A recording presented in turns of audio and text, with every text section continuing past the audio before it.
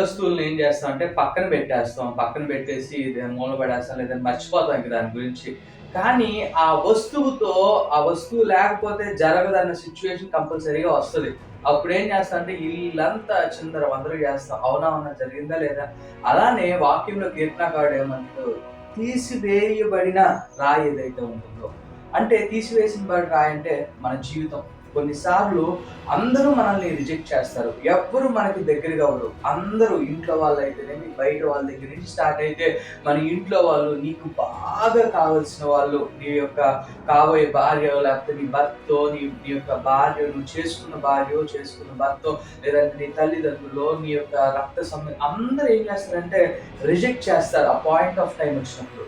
కానీ దేవుడు ఏమంటున్నాడంటే ఏదైతే తీసివేయబడిన రాయి ఉందో ఆ రాయిని మళ్ళా మూలమైన రాయి, ఆ రాయి లేకపోతే కన్స్ట్రక్షన్ జరగదు.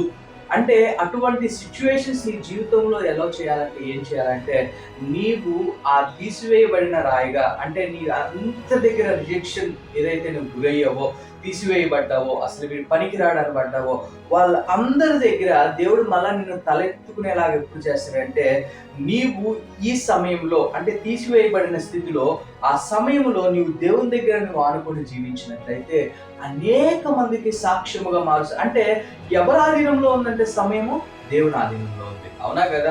ఆ సమయం దేవుని ఆధీనంలో ఉందంటే నీ ప్రతి పరిస్థితి, నీ ఆలోచన, నీ తలంపులు ప్రతి ఒక్కటి దేవునికి తెలుసు. ఆ సమయాన్ని దేవుడు ఏర్పరుస్తాడు.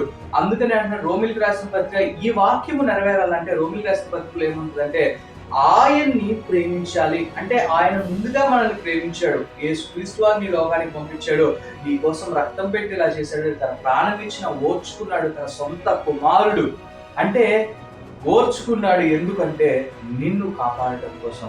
ఎప్పుడంటే ఆయన ఆల్రెడీ ప్రేమించాడు. ఆయన ప్రేమ మనకు ఆల్రెడీ దక్కింది. వీడియో చూస్తున్నామంటే ఆల్రెడీ నీకు ఆయన ప్రేమ దక్కినట్టే. ఆ ప్రేమ దక్కినప్పుడు నీవు మళ్ళా తిరిగి ఆయన్ని ప్రేమించాలా, ఒక సహవాసం కలిగి ఉండాలా.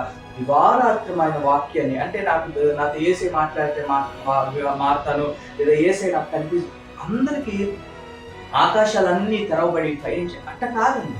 నీకు ఆయన మాటలు వినాలని ఉంటే వాక్యంలోకి వెళ్ళిపోండి. వాక్యం ఏం చెప్తుంది, వాక్యం చదివే విధానం.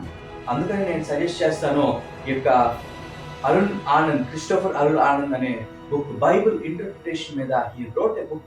Literally it was a blessing. ఎలా చదవాలి, ఏ విధంగా అర్థం చేసుకోవాలని.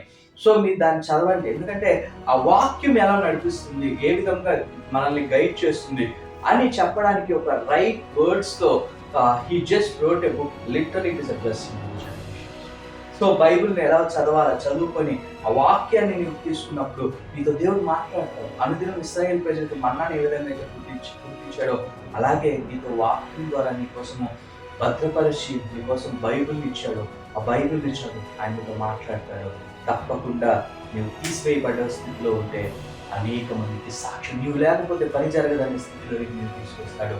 దేవుడు నేను దీవించినాక, ఆయన కృప సలహాలు కూడా నడిపించినాక, నీవు తీసివేయబడ్డ స్థితిలో ఉన్నట్లయితే గుర్తుంచుకో, నీవే మూలరాయి అవుతువు. ఆమేన్. షలోమ్.